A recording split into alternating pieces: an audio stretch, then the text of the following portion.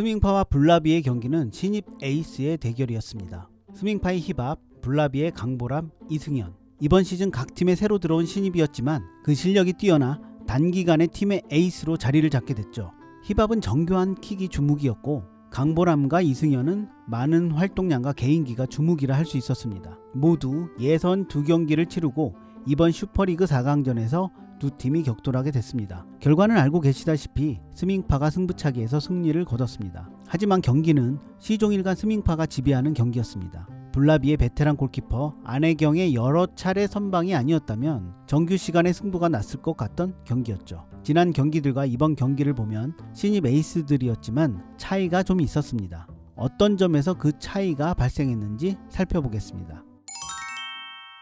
스밍파의 힙합은 대학교 때 축구부에서 3개월 정도 축구를 했던 경험, 블라비의 강보람, 이승현도 아마추어 풋살팀에서 상당 시간 축구를 했던 경험이 있다고 합니다. 그런데 그 경험이 어떤 의미에서는 좀 차이가 있었던 것 같습니다. 힙합의 경우 팀에 자연스럽게 녹아들었습니다.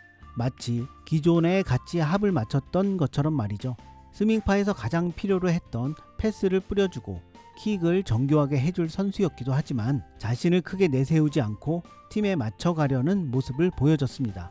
그러면서 팀과 잘 동화되어 경기를 치를수록 오히려 기존의 선수들이 힙합의 플레이에 신뢰를 주고 힙합 중심의 팀으로 점점 변모하게 됐습니다. 힙합은 팀워크의 중요성을 알고 있지 않았을까 생각해 봅니다. 반면 블라비의 강보람과 이승현의 경우 첫 경기부터 기존 선수들과 따로 노는 기분이 들었습니다. 두 선수가 기존 선수들보다 잘한다고는 하지만 첫 경기를 보면 두 선수만의 플레이에 너무 의존했고 기존 선수들과의 불협화음이 좀 있었습니다.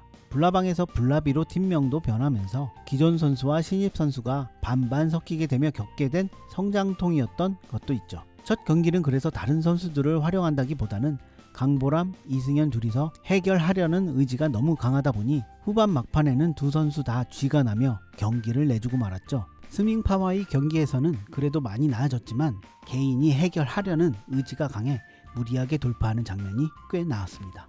물론 후반 막판 동점골은 그 의지의 힘으로 결과를 만들어냈지만 말이죠.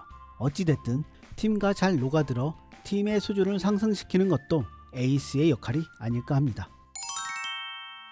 이상하리 많지 여유롭습니다. 힙합의 플레이를 한 단어로 설명하면 여유 그 자체입니다. 성격에서 유추할 수 있을지도 모르겠습니다.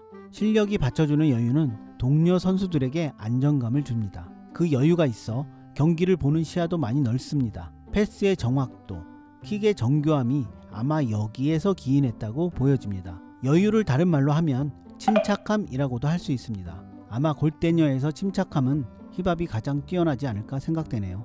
반면 이상하리 많지 조급합니다. 강보람, 이승현은 본인의 기량이 좋다고 말할 정도로 자신감이 넘칩니다. 그래서인지 본인들이 해결하려고 하는 의욕이 상당히 강합니다. 의욕이 강하다 보니 시야가 좁아지고 무리한 플레이로 연결이 됩니다. 활동량도 개인 기량도 괜찮은데 동료 선수들을 좀 더 믿고 본인이 해결하려는 조급함을 조금 더 내려놓는다면 팀도 선수도 더 발전할 수 있지 않을까 합니다.